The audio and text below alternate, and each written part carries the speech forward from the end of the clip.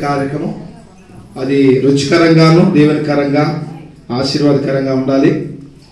మరియు దేవుడే యెహోవా నరుడు ఒంటరిగా ఉండుట మంచిది కాదు అనుకున్నాడు. దేవుడు 6 రోజుల సృష్టిలో భూమిని, ఆకాశాన్ని, చెట్లు, జంతువులు, పక్షులు అన్ని చేశాడు. ఈ సృష్టికి పరిపూర్ణత రాలా. ఊరు నిండా చెట్లుండి, పశువులుండి, పక్షులుండి, ఒక మనిషి లేకపోతే ఎట్లుంటుంది మీరు చెప్పండి? భూమి ఆ విధంగా ఉంది. అయితే దేవుడు ఏం చేశాడంటే తన స్వరూపంలో, తన పోలికలో ఒక మనిషిని తయారు చేసి అక్కడ పెట్టాడు. అంటే దేవుడు చేసిన ఈ సృష్టిని నిర్వహించడానికి, నడిపించడానికి ఒక వ్యక్తి అవసరం. ఆ వ్యక్తి ఎవరంటే దేవుని యొక్క ప్రతినిధిగా ఆదాముని నేల మంటితో నరుని నిర్మించి, నరుని నాసికారంధ్రంలో జీవవాయువుగా నరుడు తయారయ్యాడు. బాగుంది. ఇది ఆదాము ఒక్కడే ఉన్నాడు. ఒక్కడే ఉంటే ఏం లాభం? ఒక్కడే ఉంటే ప్రయోజనం ఏంది? ఒక్కడే ఉంటే ఎక్కడితో మనందరూ తెలుసు. ఇక్కడున్న మగవాళ్ళకి మనం 10 రోజులు ఇంట్లో పెట్టిపోయి పని చేసుకొని ఉద్యోగం చేసి వ్యాపారం చేసిన బాగలేదు. కానీ ఇంట్లో ఆడ మనిషి 4 రోజులు పుట్టింటి పోయింది అనుకోండి, ఎలా ఉంటుంది? ఉండగలరా? ఒక్కరోజు కూడా నడవదు.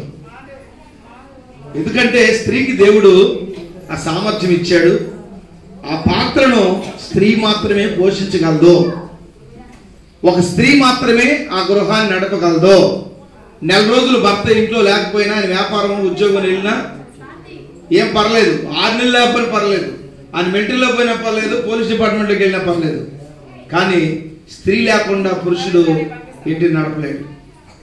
అందుకే దేవుడు ఆలోచించి పురుషుడికి సహాయంగా ఉండడానికి, నరుడు ఒంటరిగా ఉండటం మంచిది కాదు. మరి ఇప్పుడు ఏం చేయాలా? సాటి అయిన సహాయాన్ని వాని కొరకు చేయదును అనుకున్నాడు. సాటి అంటే అన్ని విషయాలలో సరిచోడి అయిన వ్యక్తి భార్య. స్నేహితులు ఉండొచ్చు, తల్లిదండ్రులు ఉండొచ్చు, తోబుట్టులు ఉండొచ్చు, ప్రాణ స్నేహితులు ఉండొచ్చు. కానీ పురుషునికి సాటి అయిన సహాయం అనే మాట బైబిల్లో చాలా చక్కగా రాశాడు. అంటే ఇంకా అలాంటి ఆ పాత్రను ఇంకొకరు పోషించలేరు. ఒక స్త్రీ, భార్య మాత్రమే పురుషునికి సరైనటువంటి సమానమైన జోడి, సరైన ఆ సహకారి, సాటైన సహకారిగా దేవుడు సృష్టించాడు. కాబట్టి నరుడు ఒంటరిగా ఉండటం మంచిది కాదు. వానికి సాటిన సహాయాన్ని వాని కొరకు చేయదును అనుకున్నాడు. కాబట్టి ఇప్పుడు ఆదామునేమో మట్టితో చేశాడు. మరి ఆయనకి స్త్రీ ఎక్కడి నుంచి తేవాలా? మళ్ళా మట్టితో చేయగలడు. ఇంకో రోజు మట్టి తీసుకొని ఇంకో స్త్రీని తయారు చేయడం పెద్ద పని కాదు. కానీ దేవుడు ఆ పని చేయలేదు. ఆదామునకు గాఢ నిద్ర కలుగజేసి అతని పక్కటెముకల్లో ఒక ఎముకను బయటికి తీసి ఆ ఎముకను స్త్రీగా నిర్మించాడు. అట్లా ఎందుకు చేయటం? ఇంకొక మట్టి తీసుకొని చేస్తే సరిపోద్ది కదా. ఇక్కడ వారు ఏక శరీరులుగా ఉండాలంటే స్త్రీలో, పురుషుల్లో నుంచి స్త్రీ రావాలి. మామూలుగా ఏం చెప్తామంటే స్త్రీలో నుంచి పురుషుడు వచ్చాడా, పురుషులో స్త్రీ వచ్చాడంటే అందరూ స్త్రీలో నుంచే పుట్టామని అంటాం మనం. కానీ బైబిల్ ప్రారంభంలో ఏం చెప్పాడంటే పురుషుల్లో నుంచి స్త్రీని బయటికి తీశాడు దేవుడు.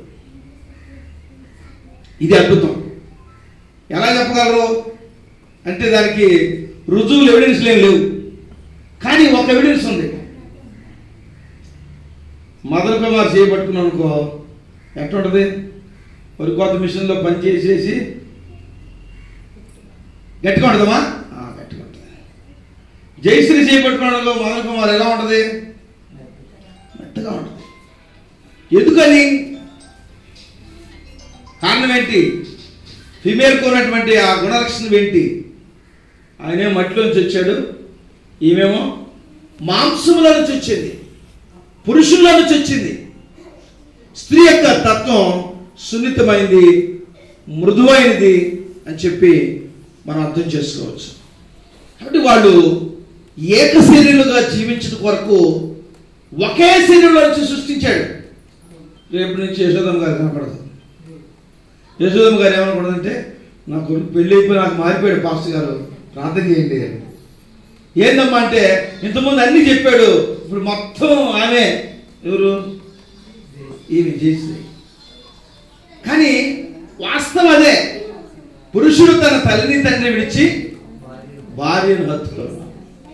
ఇది సహజం, ఇది సహజం, సహజ సిద్ధంగా దేవుడు సిద్ధపరిచినటువంటి విధానం. అట్లా ఉండకపోతే కుటుంబం నిలబడతాం. కాబట్టి దేవుడు ఆ ఐక్యత, ఆ అన్యోన్యత అనేది దేవుడు కలగ చేయడం కోసం దాన్ని ప్రవేశపెట్టాడు. ఓకే, పెళ్లి చేసాం, బాగానే ఉంది, పెళ్లి చేస్తున్నాం.